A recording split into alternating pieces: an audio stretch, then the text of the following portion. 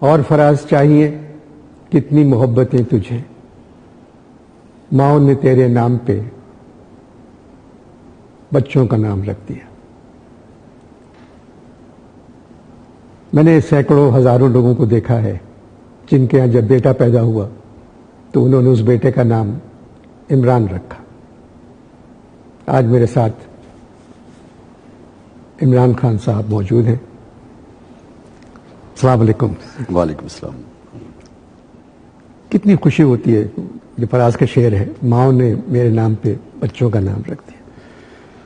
انور بھائی دیکھیں، انسان اللہ کا شکر ادا کرتا ہے، عزت اللہ کی طرف سے آتی ہے، کوشش انسان کرتا ہے، اور پھر جب اس کوشش کی وجہ سے عزت ملتی ہے تو میں تو اللہ کا شکر ادا کرتا ہوں۔ جی عمران، اللہ تعالیٰ تو رحم کرتا ہے، کرم کرتا ہے، مگر انسان اپنی طرف سے بھی کچھ کرتا ہے جس کا صلہ اللہ دیتا ہے۔ آپ نے بہت کچھ کیا، کرکٹ میں آئے، آپ نے کرکٹ بدل دیا پاکستان میں، ورلڈ کپ جیتا، 92 میں آپ چلے گئے، اور پھر 97 تک ایک ٹیم دے گئے پاکستان کو آپ، اور وہ بڑی ٹیم تھی پاکستان کی، تو آپ نے محنت تو کی۔ کراچی میں تو ہر میچ دیکھ رہا تھا جہاں آپ کھیلتے تھے، مجھے سری کانت کا آؤٹ کرنا بھی یاد ہے، وہ دن میرے لیے ایک یادگار دن ہے کراچی کے لیے، اور جس طرح آپ نے گیم کی۔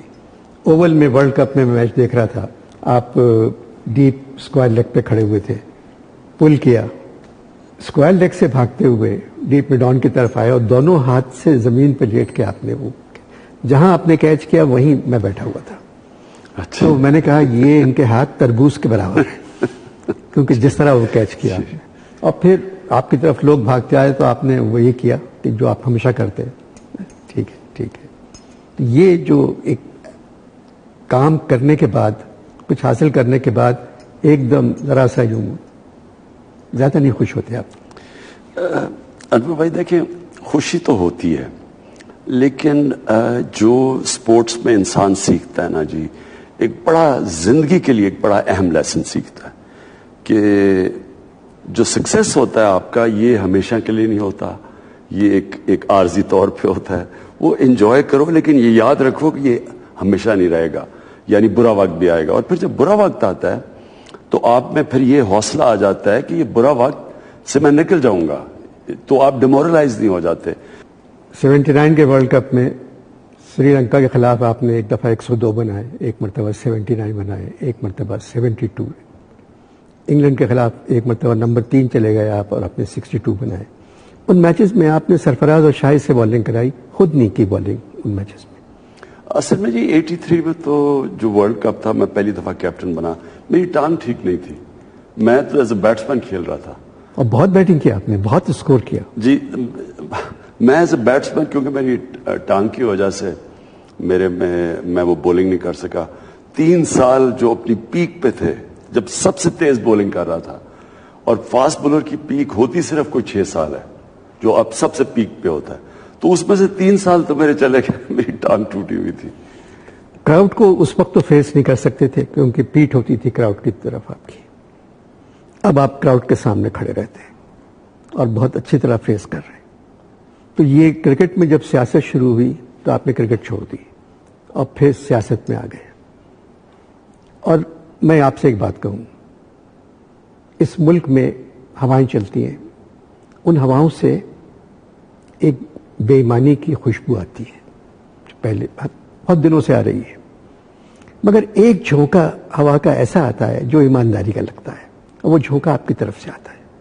تو اللہ تعالیٰ نے آپ کو اتنا کچھ دیا ہے کہ ایک آدمی تو ہے یہاں ہم جس کے بارے میں کہہ سکتے ہیں کہ وہ ایماندار ہے، اس کو برقرار رکھیں۔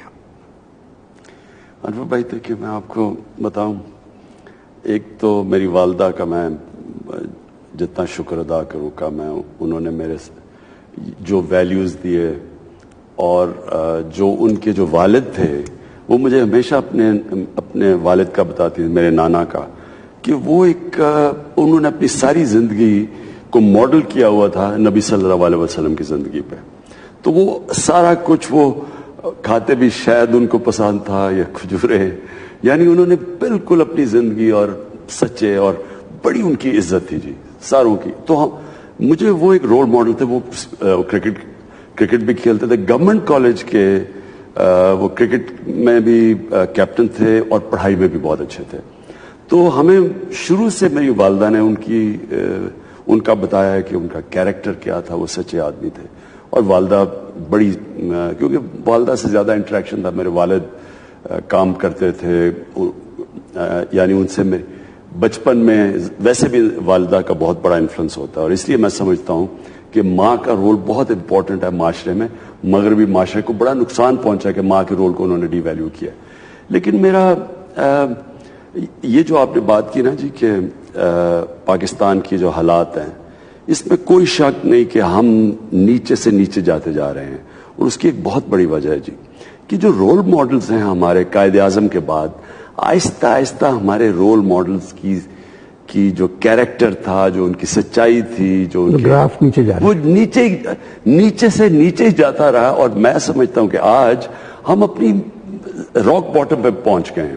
یعنی جس طرح کے لوگ آج حکومت میں ہیں اور جو ان کے کیریکٹر ہیں, تو یہ نہیں کہ میں کوئی خاص کوئی ایماندار آدمی ہوں. آپ حیران ہوں گے کہ مغرب میں جن کو ہم کافر کہتے ہیں یا جو اللہ میں نہیں ہم سمجھتے ہیں, نہیں مانتے, ان کی آپ اخلاقیات اور کیریکٹر دیکھیں, وہ کوئی آپ مقابلہ ہی نہیں کر سکتے ہمارے میں اور ان میں.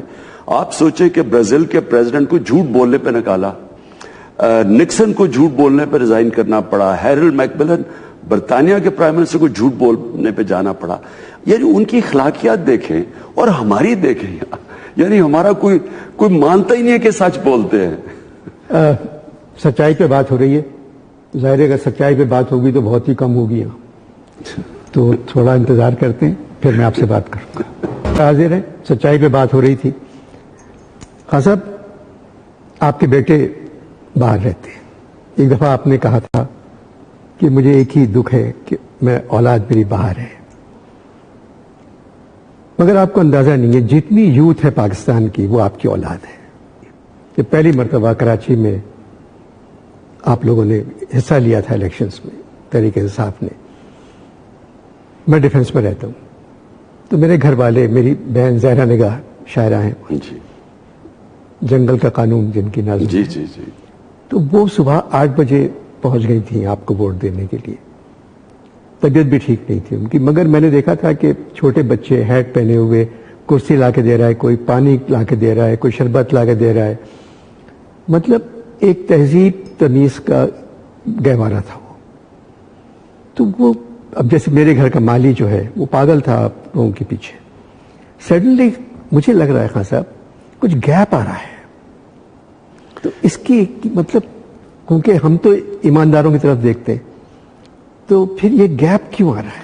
اصل میں انور بھائی پرابلم یہ ہے کہ لوگ مایوس ہو جاتے ہیں. لوگوں نے 2013 میں ایک امید آئی کہ تبدیلی آ رہی ہے, چینج آ رہا ہے, اور لوگ تڑپ رہے ہیں چینج کے لیے, کیونکہ لوگ تنگ ہیں. لوگوں میں سیاسی شعور ہے, یوتھ کے اندر سوشل میڈیا ہے جس میں ایک نئی چیز, ایک نیا ہتھیار آ گیا ہے, انفارمیشن ٹیکنالوجی کی انقلاب آ گیا ہے.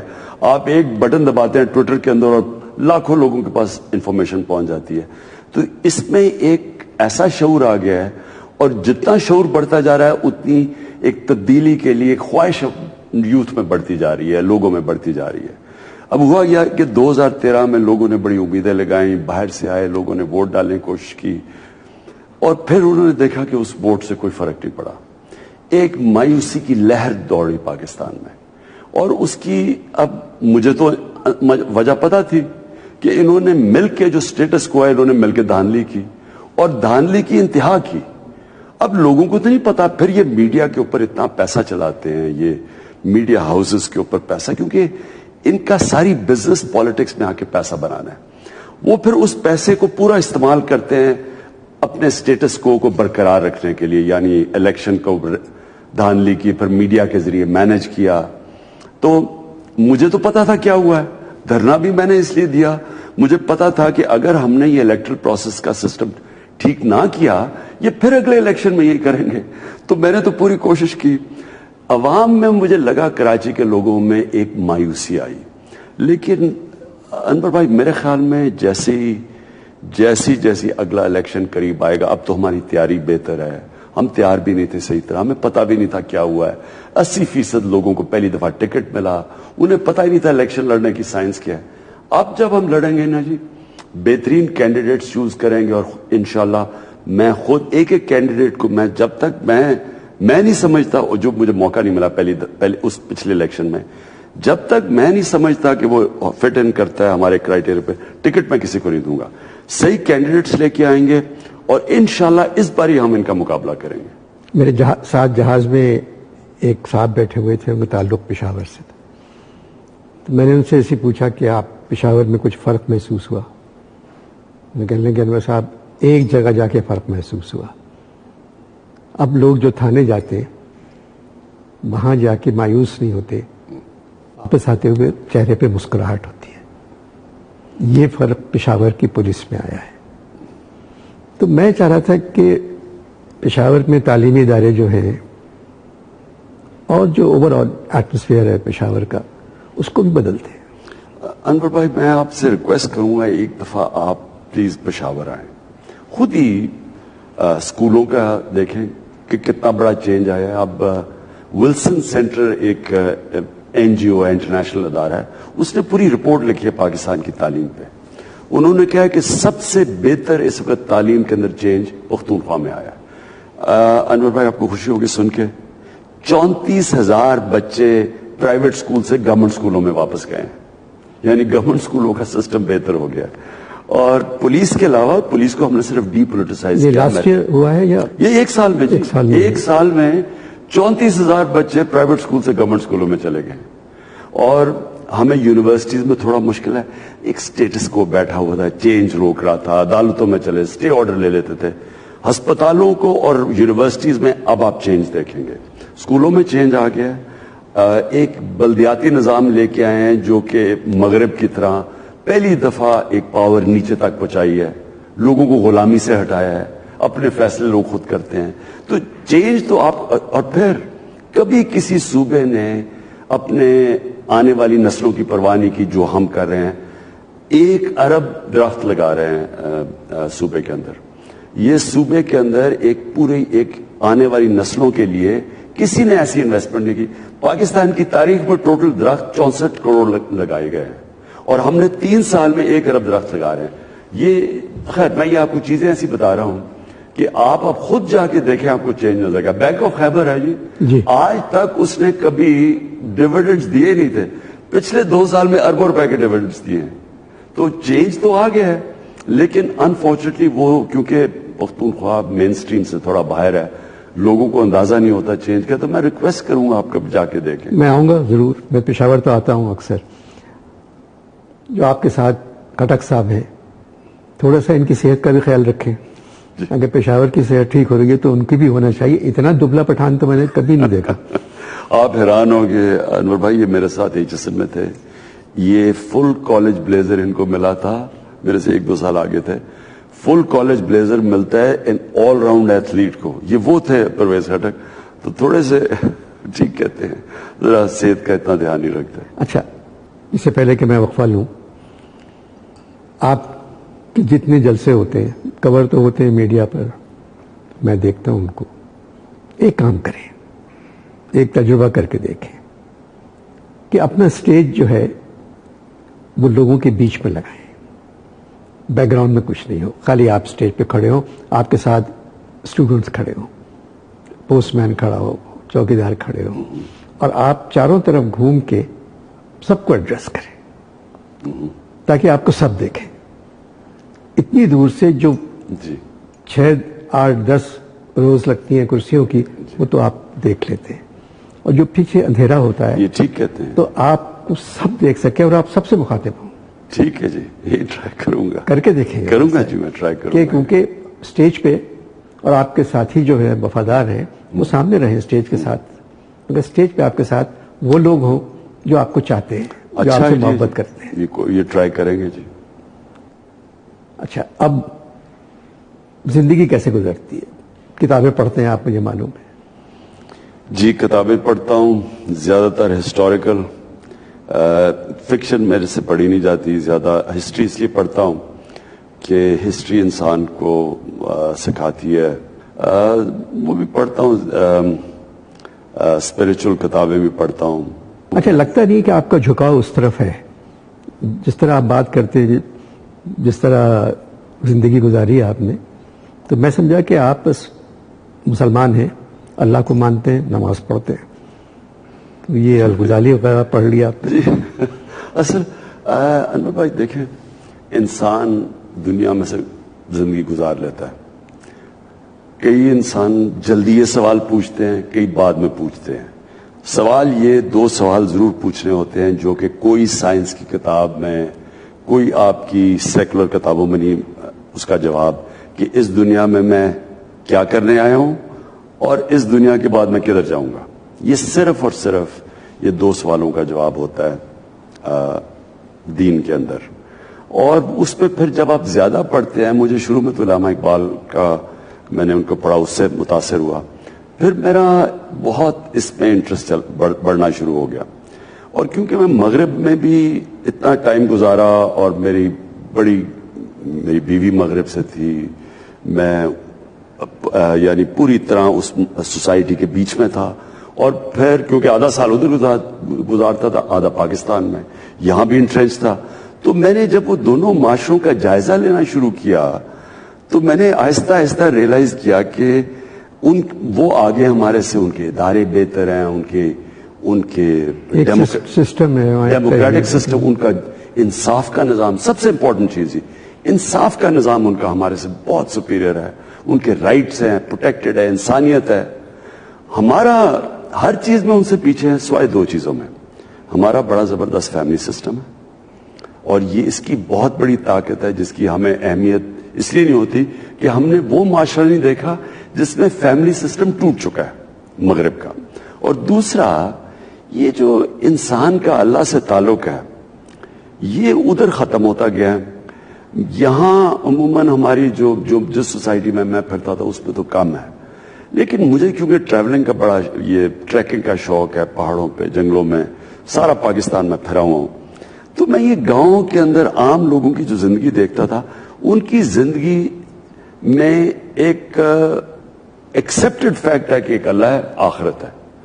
تو ان کی زندگی, اس کی وجہ سے میں نے دیکھا کہ وہ بڑی مشکلوں کا بڑے آرام سے سامنا کرتے ہیں. ان کی زندگی میں ایک سکون ہے. اور جو مغرب میں نے دیکھا ہے, آپ یقین کریں کہ میں اسٹیٹسٹکس پڑھ رہا تھا, میں بھی جو لوگوں کو جانتا ہوں 70% لوگ سائیکائٹرسٹ کے پاس جاتے ہیں جی, 70%. اور میں دوسری اسٹیٹسٹک پڑھ رہا تھا کہ جو سب سے خوشحال ملک ہیں, برطانیہ ہیں, اسکینڈینیویا ہیں, ادھر ڈپریشن کی جو کاسٹ ہے, جو ڈپریشن کا کاسٹ ہے, وہ ہمارا اینول بجٹ سے زیادہ ہے. اس لیے یہ میں گاؤں میں جان جاتا تھا اوپر, ان میں یہ نہیں تھا, فیملی سسٹم تھا. تو میں نے پھر دونوں جائزہ لینا شروع کیا, تو مجھے علامہ اقبال کی اس لیے سمجھ آئی کہ علامہ اقبال وہ اسکالر تھے جنہوں نے اپنی دین کی بھی اسٹڈی تھی, اپنا کلچر کی بھی تھی, تاریخ کی بھی تھی, اسلام کی, اور پھر مغرب کے بھی انہوں نے اسکالرز کو اسٹڈی کیا, اور پھر انہوں نے اوریجنل تھنکنگ لے کے آئے جو ابھی ہے نہیں. یا ہمیں مغرب کے غلام بن جاتے ہیں یا ہم اپنی سمجھتے ہیں. مگر اقبال نے پھر یہ بھی کہا کہ یہ جہاں جب جہاں ہے, نہ قفس نہ آشیانہ. علامہ نے کہہ دیا دونوں چیزیں نہیں ہیں اس دنیا میں, نہ آشیانہ ہے نہ قفس ہے. You have to struggle. Struggle تجھے قرآن میں لکھا ہوا ہے اللہ نے کہ میں نے تمہیں بنایا اسٹرگل کے لیے. اسٹرگل اصل میں انور بھائی انسان کو بناتی اسٹرگل ہے. آپ کا جسم اللہ نے بنایا کہ آپ اسٹرگل جس دن چھوڑتے ہیں جسم ڈکے کر جاتا ہے. جو ذہن ہے, جتنے آپ چیلنجز اس کے اوپر دیتے رہتے ہیں اتنا ہی وہ اللہ نے جو پوٹینشیل دیا وہ نکلتا جاتا ہے. دیکھیں جی, میں آپ کو اپنا بتاؤں, میرے میں کوئی خاص ٹیلنٹ نہیں تھا. میرے سے زیادہ ٹیلنٹڈ لوگ بھی تھے, میرے سے زیادہ عقل مند لوگ تھے, لیکن میں نے آہستہ آہستہ ریئلائز کیا جو میرے میں ایک کوالٹی تھی جس کی وجہ سے میں آگے بڑھتا رہا, وہ یہ تھا کہ میں ایک جگہ پہ پہنچتا تھا, پھر اپنے آپ کو بڑا ٹارگٹ سیٹ کر دیتا تھا, پھر ادھر پہنچتا تھا, پھر اور بڑا ٹارگٹ. تو میں کبھی رکتا نہیں تھا, میں اپنے آپ کو بڑے ٹارگٹ سیٹ کرتا تھا کہ پاکستان ٹیم میں آنا ہے, پھر پاکستان کا بیسٹ آل راؤنڈر بننا ہے, پھر دنیا کا بیسٹ بننا ہے, پھر کیپٹن بنا, پاکستان کو بیسٹ ٹیم بنانا ہے, پھر ہاسپٹل بنانا ہے جو کہ کینسر کا وہ بھی اور بہترین ہاسپٹل بھی اور غریبوں کا بھی مفت علاج کرے, پھر یونیورسٹی بنانی ہے پاکستان میں, پھر ایک ایسی پارٹی بنانی. آپ ٹارگیٹس کی بات کر رہے ہیں اور ٹارگیٹ بڑھتے جا رہے ہیں. ایک وقفہ لیتے پھر میں بات کروں گا. وقفے کے بعد ہم پھر حاضر ہیں. آپ ٹارگیٹ کی بات کر رہے تھے, تو یہ چینلز کا بھی ایک ٹارگیٹ ہوتا ہے کہ اتنے پیسے مل جائیں کسی پروگرام سے. دنیا دیکھ لی آپ نے, آپ ہر جگہ گئے, یہ رائیولٹ کو جاننا چاہ رہے ہیں. اصل میں جی پرابلم کیا دیکھا نہیں اب تک؟ دیکھا ہے اپنے سامنے, دیکھا ہے تو پھر دوبارہ جانا چاہ رہے ہیں. اپنے سامنے اس کو بلڈ اپ ہوتے دیکھا کہ کیسے اس غریب قوم کے ٹیکس کے پیسے سے سڑکیں بنی ہیں. ٹھیک ہے, یہ تو آپ کہتے ہیں سارا کچھ گیا. ہاں. تو جا اس لیے رہے ہیں انور بھائی, بات یہ ہے کہ ایک لیڈر کو, ایک ڈیموکریٹک ملک کے لیڈر کو جواب دینا پڑتا ہے اپنی قوم کو.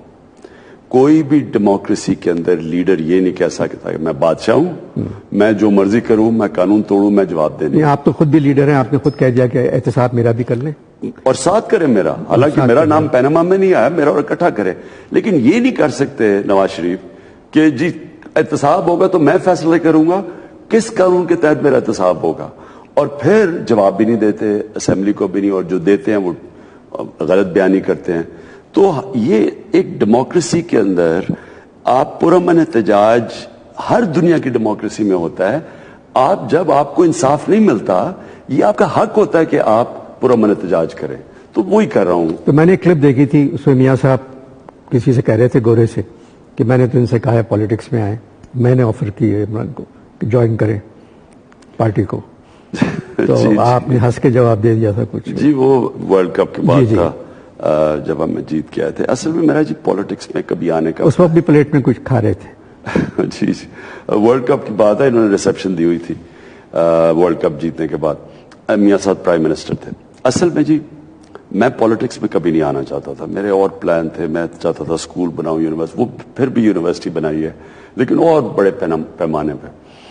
لیکن میں نے آہستہ آہستہ ریئلائز کیا کہ یہاں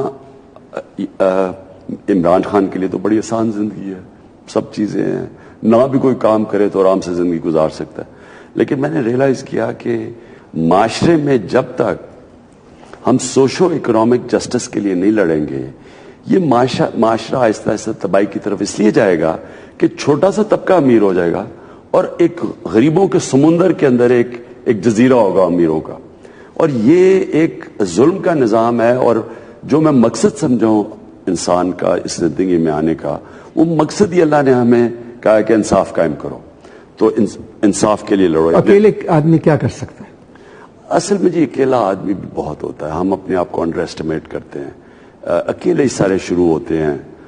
ہمارے نبی صلی اللہ علیہ وسلم بھی اکیلے شروع ہوئے تھے, تھوڑے سے 4-5 لوگوں کے ساتھ. مگر مجروح کا شعر ہے یہی, میں اکیلے ہی چلا تھا جانب منزل, مگر لوگ ساتھ آتے گئے اور کارواں بنتا گیا. ایسے تو وہ کارواں آپ کا بن رہا ہے. اب تو ماشاءاللہ جی اتنا بڑا کاروان ہے. 15 سال تو میں تھوڑے سے لوگوں کے ساتھ تھا. پچھلے 4-5 سال میں تو ماشاءاللہ ایک بہت بڑی پارٹی بن گئی ہے. لیکن یہ لوگوں کو میں کہنا چاہتا ہوں کہ یہ کبھی نہ سمجھا کریں کہ میں اکیلا ہوں اور میں کچھ بھی نہیں کر سکتا اور میں بے بس ہوں. ہمیشہ انسان جب اپنے آپ کو ایگزرٹ کرتا ہے, اسٹرگل کرتا ہے, تو اللہ پھر طاقت دیتا ہے اس کے اندر. اور سارے یہ ہیں, مینڈیلا, ان کی آپ ساری تاریخ سن لیں, گاندھی کی, مینڈیلا کی, قائد اعظم کی. یہ قائد اعظم دل برداشتہ ہو کے انگلینڈ چلے گئے تھے جی, ایک وقت پہ, پھر واپس بھی آئے, پھر ایک سیٹ ملی. تو اسٹرگل تو ہوتی ایسے ہے جی, ایک آدمی یا 2 آدمی شروع کرتے ہیں اور پھر ان کے ساتھ ہجوم جمع ہوتا ہے. جتنے آپ یوتھ میں پاپولر ہیں اتنے ہی آپ فلمی ستاروں میں پاپولر ہیں, تو ان کا یوتھ سے کوئی تعلق ہی نہیں. تو اس کی کیا وجہ ہے؟ آپ فلمیں تو دیکھتے نہیں پاکستانی. اصل میں جی اب تو خیر بالکل ہی, پہلے تو دیکھتا تھا شروع میں اکیلے جی فلمیں دیکھا کرتا تھا, لیکن اب مجھے ٹائم نہیں ملتا دیکھنے کا. لیکن کرکٹ کی وجہ سے ملاقات ہوتی تھی, ہندوستان جاتے تھے, وہ ان کی ساری فلم انڈسٹری کرکٹ کی شوقین ہوتی تھی, تو تب سے پاکستان کی, بلکہ پاکستان اگر آپ شرمیلے تھے ہاں آپ یقین کریں جی، میرے لیے تو 11 کھلاڑیوں کو تقریر کرنا مشکل ہوتا تھا شروع میں. جب انہوں نے، مجھے کبھی بھولتا نہیں، ورلڈ کپ جب ہم جیتے تو میرے ذہن میں بھی نہیں تھا کہ مجھے تقریر کروں گا. 90,000 لوگ، اسٹیڈیم بھرا ہوا، اور اس نے مائک میرے ہاتھ میں پکڑا دیا. مجھے پتا بھی نہیں میں نے کیا کہا تھا. تو بہرحال ہاں، میرے لیے بڑا مشکل تھا تقریر کرنا لوگوں میں، پبلک میں آکورڈ فیل کرتا تھا.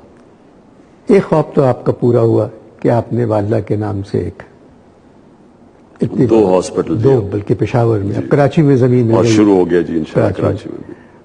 یونیورسٹیز وغیرہ کی طرف دھیان نہیں گیا، کالجز، یونیورسٹی؟ جی نمل یونیورسٹی ہم نے شروع کی ہے، پہلی دیہات کے اندر پرائیویٹ سیکٹر یونیورسٹی پہلی دیہات میں بنی ہے.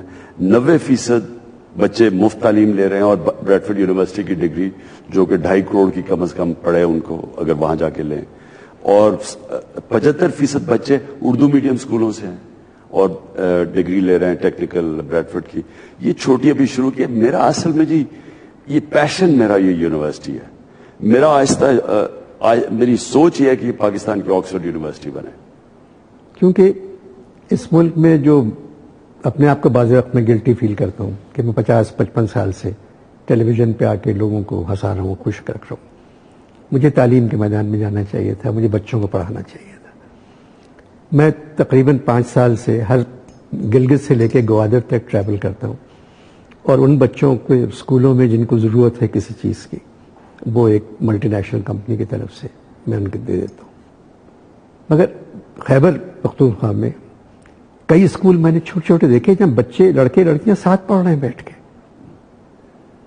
میں نے اور کسی جگہ نہیں دیکھا یہ. کلاس میں ساتھ بیٹھ کے پڑھ رہے ہیں، اور پڑھ رہے ہیں، اپنا نام بھی لکھ رہے ہیں. مگر دوسرے صوبوں میں آ کے بہت سے بچے ایسے ہیں خاص صاحب کہ اپنا نام بھی لکھنا نہیں آتا. بس ایک کام کریں، ایم کیو ایم سے تو نہیں ہوا تعلیم کی طرف دھیان دینا، تحریک انصاف دے سکتی ہے. ضرور کوشش کریں کہ انور بھائی دیکھیں، کوئی قوم آج تک آگے بڑھی نہیں اپنے لوگوں کو تعلیم دیے بغیر. میرا نواز شریف سے سب سے بڑا اختلاف یہ ہے کہ پیسے خرچ کر دیتے ہیں میگا پروجیکٹس پہ، اور جو تعلیم ہے وہ بر صغیر میں سب سے کم تعلیم پہ پیسہ پاکستان خرچ کر رہا ہے. بجٹ ہی نہیں ہے تعلیم، اور بر صغیر دنیا کا سب سے یعنی غریب علاقہ ہے، اور اس میں سب سے کم تعلیم پہ ہم پیسہ خرچ، ہیومن ڈیولپمنٹ جسے کہتے ہیں. کوئی بھی ملک ترقی نہیں کیا اپنے لوگوں کے اوپر پیسہ خرچ کیے بغیر. اب میاں صاحب یہ ادھر ادھر اورنج ٹرین، میٹرو وغیرہ، ان کے اوپر اتنا پیسہ لگاتے ہیں.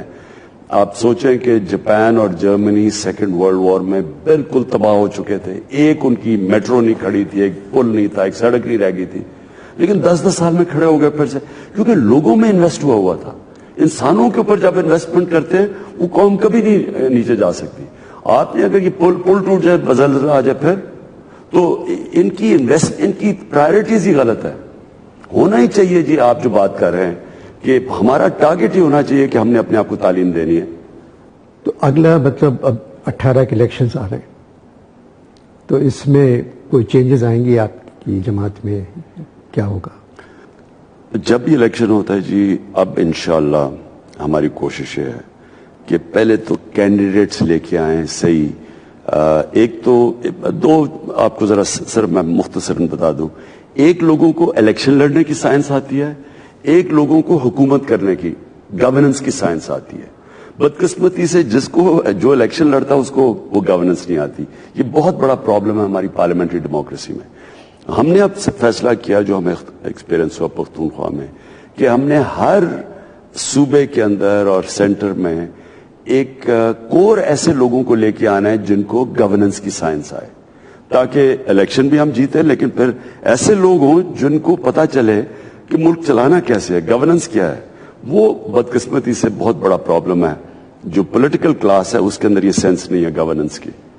جن اداروں سے آپ کا جھگڑا ہے وہی ادارے الیکشنز میں ڈیل کرتے ہیں، تو جب آپ اتنا اوپنلی ان کے خلاف بولتے ہیں اور سچ بولتے ہیں، آپ جھوٹ نہیں بولتے، کیونکہ سچ بولنے کا فائدہ یہ ہے کہ آدمی سچ بول کے بھول جاتا ہے کیا کہا تھا. جھوٹ بول کے ساری زندگی یاد رکھنا پڑتا ہے اس کو کہ اس نے کیا کہا. تو آپ سچ بولتے ہیں، مگر کب تک آپ لڑتے رہیں گے ان اداروں سے؟ But there is a limit to everything. 20 साल हो गए हैं अनवर भाई, 20 साल पॉलिटिक्स में हो गए, 15 साल तो तकरीबन यानी एक कदम आगे लेता था 2 कदम पीछे। लेकिन जो तजर्बा मुझे मिला ये 20 सालों में, ये कोई किताब कोई मुझे सिखा नहीं सकता था। ये एक ऐसा तजर्बा है स्ट्रगल का, यानी मैं समझता हूं कि ये एक अल्लाह का खास करम है जो मुझे तजर्बा मिला है। अब कितनी देर करना पड़ेगा ये मैं जानता नहीं हूं। मेरा ये ईमान है कि इंसान कोशिश करता है, नियत अल्लाह जानता है, कामयाबी अल्लाह देता है। लेकिन मेरा दिल कहता है कि मैं बड़ा करीब हूं अपने गोल के, यानी जो गोल मैं चाहता हूं कि इस मुल्क के अंदर इक्तदार की वजह से ना आए, इक्तदार लेके इसमें वो सोशियो इकोनॉमिक चेंज लेके आए। वो 2 चीजों से जी मुल्क ऊपर खड़ा होता है। एक ह्यूमन डेवलपमेंट, इंसानों पे आप पैसा खर्च करते हैं, इंसान तालीम, सेहत, इंसाफ, रोजगार, और दूसरा इदारे मजबूत करके आपकी जुडिशरी मजबूत हो। अब पुलिस की आपने बात की, पख्तूनख्वा में हमने मॉडल पुलिस फोर्स बना दी है, पहली दफा पावर में आए हैं, ये 6 दफा सूबों में पावर में आए, इनकी पुलिस का हाल देख लें। आज पख्तूनख्वा की पुलिस किसी से पूछ लें कि मॉडल पुलिस फोर्स है। पहली दफा मैं अनवर भाई आपको बताऊं, मैं 10 साल से जा रहा हूं अस्पतालों में, बॉम्ब ब्लास्ट होता है, बेचारे जख्मी अस्पतालों में चले जाते हैं। मैं 10 साल से जा रहा था, मैं पहली दफा मर्दान में गया हूं, मैं अस्पताल में मरीजों के पास गया हूं। हमेशा मरीज कहते थे जो तकलीफ में होते थे ना बेचारों की, किसी की टांग नहीं है, किसी की बुरा हाल है, हमेशा कहते थे जी सिक्योरिटी नहीं थी, ये हुआ वो बुरा हुआ, अगर ये हो जाता तो हम बच। ये पहली दफा मैं गया, उन्होंने कहा जी पुलिस जितनी हम इनकी तारीफ करें कम है। अपनी 2 पुलिस वालों ने कुर्बानी दी, नहीं तो कोई 40-50 वकील मार गए थे, वो उन्होंने अपनी ही कुर्बानी देके बचाए। यानी पख्तूनख्वा की पुलिस की पहली दफा मैंने तारीफ सुनी, मरीजों से भी, वकीलों से भी। वकीलों ने भी यही कहा, मरीजों ने भी। तो आप इदारे मजबूत हम करेंगे, ये पुलिस का, गवर्नेंस का, लोकल गवर्नमेंट का, अस्पतालों को ऑटोनोमाइज करेंगे। अब बैंक ऑफ खैबर है जी, मैं फिर से पहली दफा डिविडेंड्स मिली है, क्यों? पॉलिटिकल इंटरफेरेंस खत्म कर दी, प्रोफेशनल चला दिया, प्राइवेटाइज नहीं किया। पीआईए को भी ठीक करने के लिए आपको प्रोफेशनल मैनेजमेंट चाहिए। ये सियासी मुदाखलत, करप्शन की वजह से सारे इदारे, स्टील मिल बंद पड़ी है, वो है, वापडा में 140 अरब की चोरी है, रेलवे में 10 अरब की चोरी है, क्योंकि ये सारी पॉलिटिकल इंटरफेरेंस और करप्शन की वजह से सारे इदारे खत्म है। तो इदारे ठीक करेंगे और इंसानों पे पैसा खर्च करेंगे। ये है मेरी गोल जी कि अगर पावर में आएंगे ये 2 काम करेंगे और ये मुल्क उठ जाएगा। अल्लाह करे आप अपने इरादों में कामयाब हों, क्योंकि यही चीज़ है। अगर ईमानदार आदमी कोई बात कर रहा है, ये तो हम सब जानते हैं कि इमरान खान ईमानदार है।